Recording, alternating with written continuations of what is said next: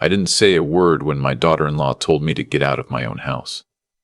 I just looked at her, set down my coffee mug on the kitchen counter, the same counter I'd installed myself 31 years ago, and nodded slowly, like I was thinking about the weather. She took that as agreement. She was wrong. My name is Walter, and I'm 63 years old. I worked construction for most of my adult life, started my own contracting company when I was 34, and somewhere along the way, quietly, without making a fuss about it, I did quite well for myself. I still wear the same kind of flannel shirts I wore when I was swinging a hammer for $12 an hour. I drive a 2019 Ford F-150 with a dent in the rear bumper from backing into a fence post 2 winters ago. I don't wear a watch. I drink Tim Hortons, not because I can't afford better, but because I actually like it. My son Marcus knew I had money. He knew I owned the house we were standing in, a 4-bedroom property on the edge of Muskoka, on a quiet lake about 2 hours north of Toronto. He knew I'd been doing well, but I don't think he understood the full picture. And his wife Renata definitely didn't. Renata had decided sometime in the past year that she didn't much like me. I couldn't tell you exactly when it started. Maybe it was the Christmas before last, when I showed up in my truck instead of something newer, and she made a comment under her breath that I wasn't supposed to hear. Maybe it was earlier than that. What I do know is that by the time she stood in my kitchen and told me I had 48 hours to vacate the property, she had been building up to it for a long time. She'd done the math in her head. She'd decided that an old man in flannel, driving a dented pickup, couldn't possibly afford a lawyer or a fight. She'd decided I was easy. I want to back up a little, because this story doesn't make sense without context. Marcus is my only child. His mother, my wife Patricia, passed away from cancer 11 years ago. She was 51. After she died, it was just the two of us for a while. Marcus was 22, just finishing his degree at Western, and I threw myself into work the way men of my generation tend to do when they don't know how else to hold themselves together.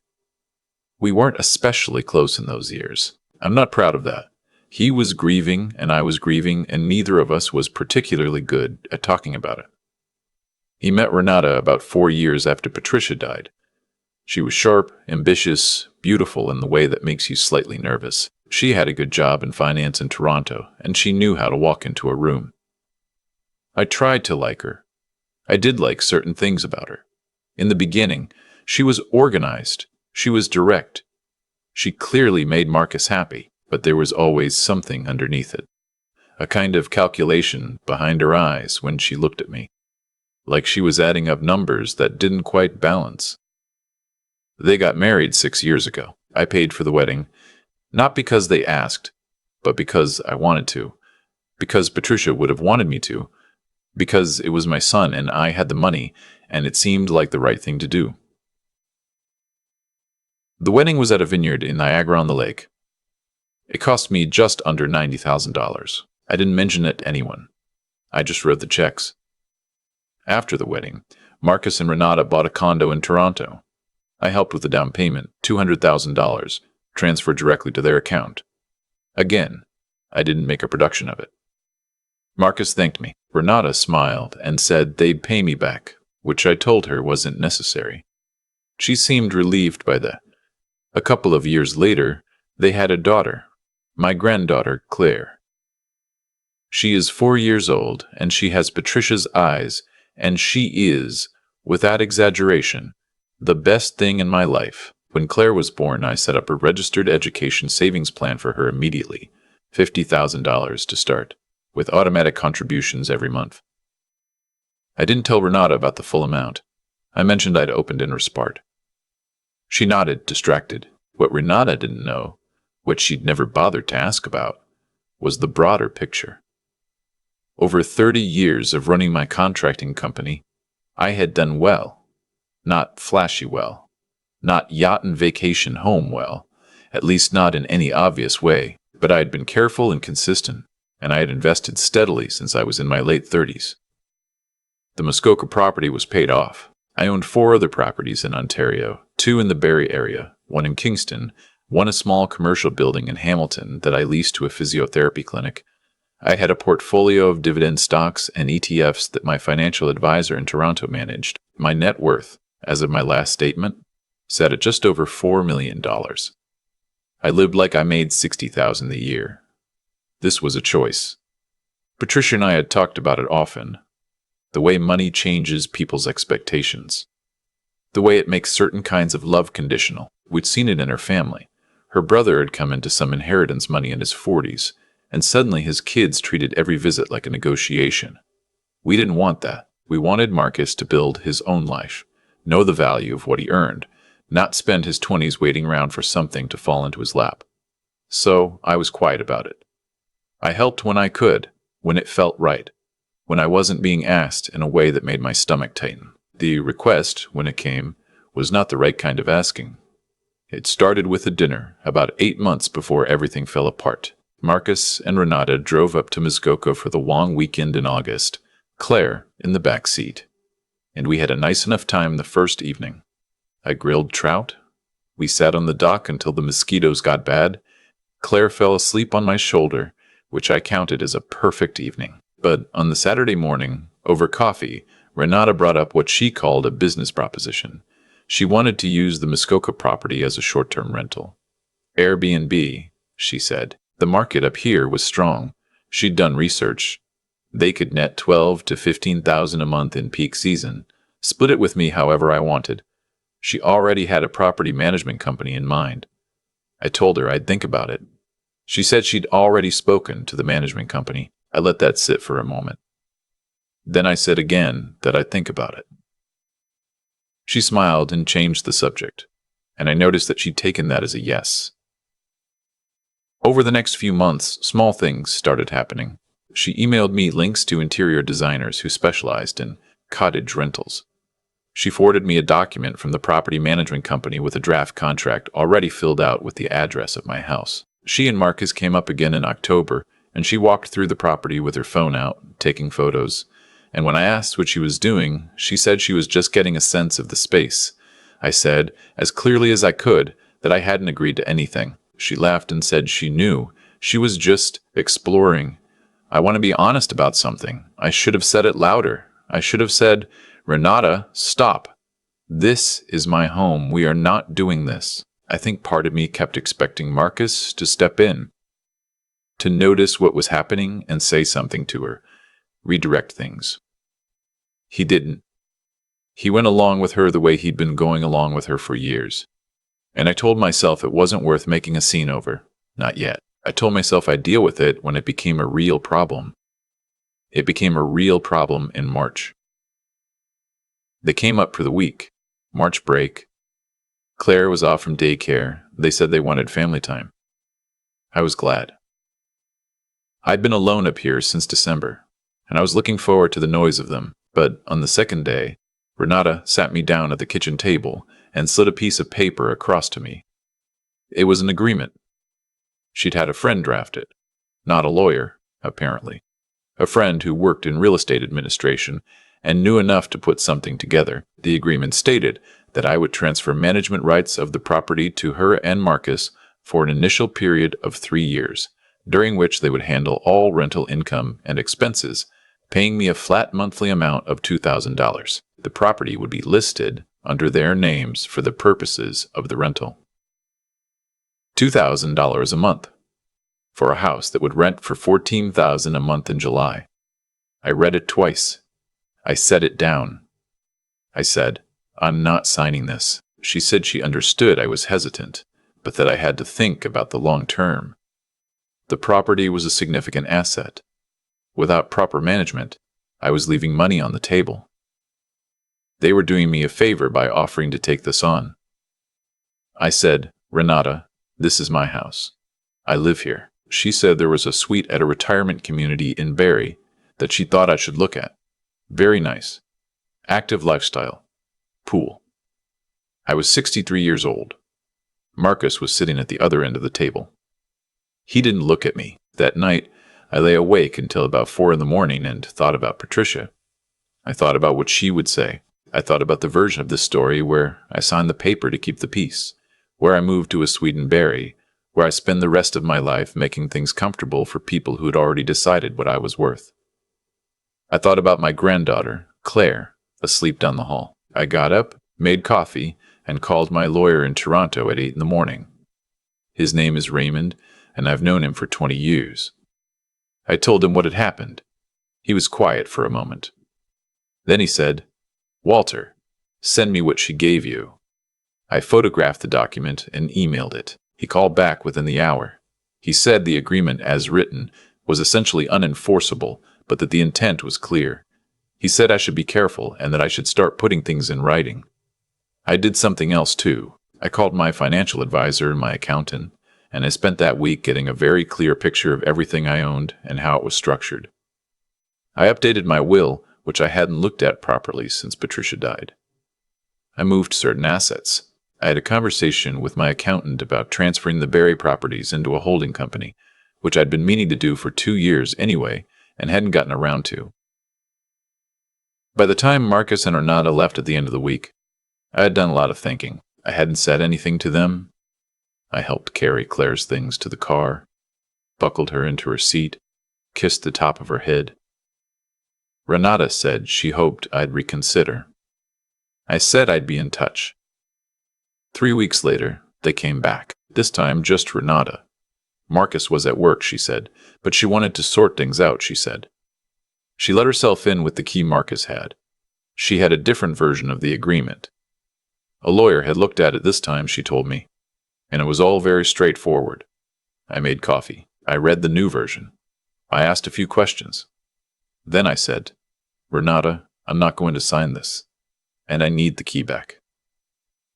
She stared at me. I said it again. "I need the key back, please." She said she didn't have to give it back. She said Marcus's name was on the key. I said Marcus's name was not on the property or in anything related to it, and that if she didn't hand over the key, I would have the locks changed that afternoon, which I would be doing anyway as a precaution. I was very calm when I said this. My voice didn't change. She put the key on the table. Then she said, "Walter, I really think you should consider what kind of relationship you want to have with your son." I thought about that for a moment. I said, "I'd like a relationship where people knock before entering my home." She left. I changed the locks. That evening, Marcus called. I could hear the tension in his voice, that particular flatness he gets when he's had an uncomfortable conversation and doesn't know how to process it. He said Renata was upset. He said I was being unreasonable. He said the agreement was actually a good deal for me, and he didn't understand why I was making this difficult. I asked him if he had read the agreement. He paused. He said he'd looked it over. I asked him if he thought $2,000 a month was fair for a property worth what mine was worth. He said it wasn't about the money. It was about working together as a family. I told him I loved him. I told him I wasn't signing anything. I told him we could talk more when everyone had settled down. He said something then that I've turned over in my mind many times since. He said, "Dad, you need to start thinking about what happens to all of this when you're gone. Renata's just trying to help you plan." I said, "Marcus, I'm 63, not 93. I've been planning for 30 years. I'll be fine." He hung up. For the next 6 weeks, I didn't hear from either of them. No calls, no texts. I sent a card for Claire's birthday with a check inside for her, which I imagine went into their account. I don't know if she got a present from me or not. Then, on a Tuesday morning in May, I heard a car in the driveway. I looked out the window. It was a car I didn't recognize. A moment later, Renata came around to the front door with a man I didn't know. She knocked. At least she knocked. At least she knocked. I'd opened the door. She introduced the man as a contractor. She said they were going to take some measurements. She said the renovation was going to take most of the summer, and she understood this was disruptive. But these things had to be done. I said, "I'm sorry. What renovation?" She said she'd explain this in her email. I said I hadn't received any email about a renovation of my property. She said, "Walter, I think it would be easier for everyone if you found somewhere else to stay while we get this sorted. There are some very nice options in Barrie." The contractor looked at his shoes. I said, "I'd like you to leave, both of you." She said, "Walter." I said, "You are not the owner of this property. This man has no right to be here. I am asking you to leave." They left. The contractor looked relieved. I went back inside and sat down at my kitchen table for a long time. I looked out at the lake. The ice had gone out 2 weeks ago, and the water was that particular shade of dark blue it gets in the cold water days before summer. A loon was out near the far shore. I picked up the phone and called Raymond. I said, "Raymond, I think it's time." He knew what I meant. We'd talked about this. He said, "I'll have the paperwork to you by end of week. I'm going to be honest with you about what happened next, because I think this is the part that matters. I didn't do what I did because I was angry. Or not only because of that, I did it because I understood, finally and completely, what was happening." Renata had decided that I was an obstacle, an old man sitting on assets who didn't know how to properly maximize what he had. She had decided that Marcus's inheritance was already hers to manage. She had decided that my preferences, my comfort, my home were negotiable. She had run the numbers, and the numbers had told her I wouldn't fight back. She had never once asked me about my life, about what I'd built, or how, or what it meant to me. She had looked at the flannel shirts and the Ford truck and the Tim Hortons cup, and she had made her calculations. She hadn't looked any further. That was her mistake.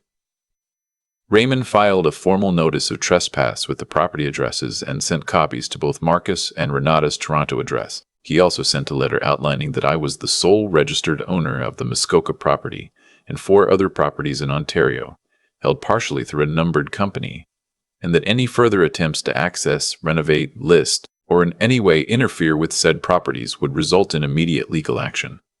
He attached a summary of my financial position. Not everything, just enough. A number with 7 digits. A list of assets. I also contacted my accountant and updated the beneficiaries on all registered accounts. Claire remained the primary beneficiary of her respect. My estate, previously split evenly between Marcus and a handful of charities, was restructured. Marcus remained in the will. The share allocated to the charitable foundation I'd been quietly funding for 8 years, a small organization that supports trades apprenticeships across Ontario, something Patricia and I had set up together before she got sick, was significantly increased. Marcus's direct inheritance, should I pass before making other arrangements, was reduced to the Muskoka property, nothing else. And that, as the will now specified, was conditional on his primary residence remaining outside the property for my lifetime. I also quietly listed 2 of the Barrie properties for sale, not because I needed to, but because I'd been meaning to simplify my portfolio, and it seemed like a reasonable time. Marcus called the day he received Raymond's letter. He didn't sound angry. He sounded like someone who has just opened a drawer expecting to find something familiar and found something else entirely. He said, "Dad, I didn't know about the other properties." I said, "I know." He said, $4 million? I said, "Closer to 4.2 at the last statement." There was a very long silence. He said, "Why didn't you ever tell me?" I said, "Because it wasn't information you needed to make a life. You had everything you needed. You had the education. You had the down payment. You had the wedding. What you did with your life after that was supposed to be yours." He was quiet again. Then he said, "Renata didn't know any of this." I said, "No, she didn't." He said, "She thought." He stopped. Started again. "She had a number in her head. For what she thought you were worth." I said, "I know what number she had in her head." I heard him exhale. I want to say something here about Marcus, because I don't want to make him a villain in this story. He isn't. He's my son, and I love him, and I failed him in certain ways that I've thought about hard over the years. After Patricia died, I retreated. I gave him money when I should have given him time. I paid for things when I should have sat with him. I built a wall around myself that looked like financial generosity from the outside, and I told myself that was enough. It wasn't. He grew up knowing his father had a wall up, and he married a woman who was good at getting through walls. And I've thought about this a lot. I think he let her negotiate things he should have handled himself, because he'd been watching me avoid difficult conversations for most of his adult life. I don't excuse what happened, but I understand some of it. He came up to Muskoka alone 3 weeks later. Renata didn't come.